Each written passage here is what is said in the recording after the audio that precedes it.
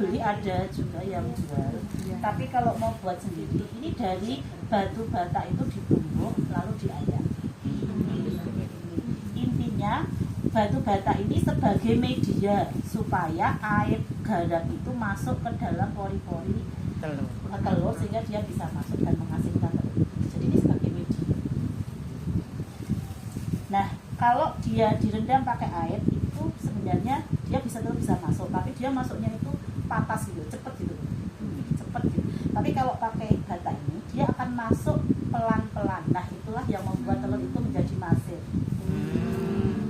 Jadi dia jadi harus butuh kesabaran, ketelatenan. Nah, dia akan membuahkan hasil yang manis. Itu filosofi. Lalu yang kita lakukan berikutnya setelah batu bata kita ayak, jadi serbuk batu bata seperti ini. Batu bata ini nanti bisa kita pakai berkali-kali. Jadi kalau sudah kita pakai, nanti kalau sudah kita kupas itu bisa kita jemur, kemudian kita ayak lagi, dipakai lagi, itu bisa. Nah, yang kita lakukan berikutnya adalah kita mendidihkan air, lalu kita kasih garam. Nah, banyak yang tanya seberapa garamnya. Kalau garam itu biasanya kalau saya itu pakai sistem diicip. Jadi seberapa kita pengen asinnya itu seberapa. Jadi kalau mau ngicip boleh silakan. Enggak apa-apa kan ini air mendidih saya kasih garam. Air matang.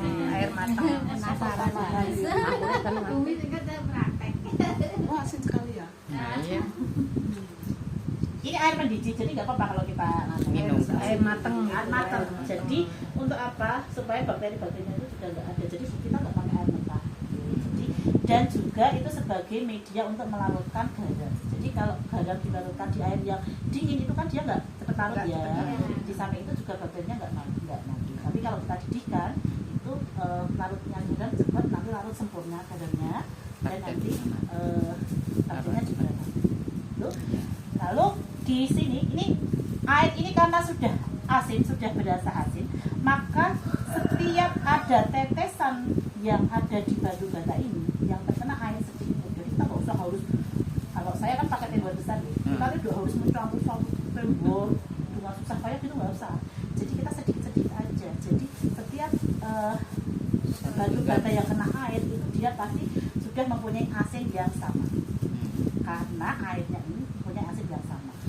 Kan ada pengasin yang batu batanya ini dikasih garam serbuk, campur.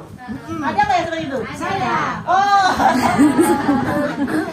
Itu ada resikonya. Resikonya apa? Resikonya kalau pencampuran kita itu tidak sempurna, maka nanti ada bagian telur yang masih, ada bagian telur lainnya yang tidak. Karena apa? Karena tidak merata dalam pencampuran. Beda ketika garam itu kita larutkan di dalam air. Semua yang terkena air ini akan berasa sama, karena airnya air dengan kadar garam yang sama.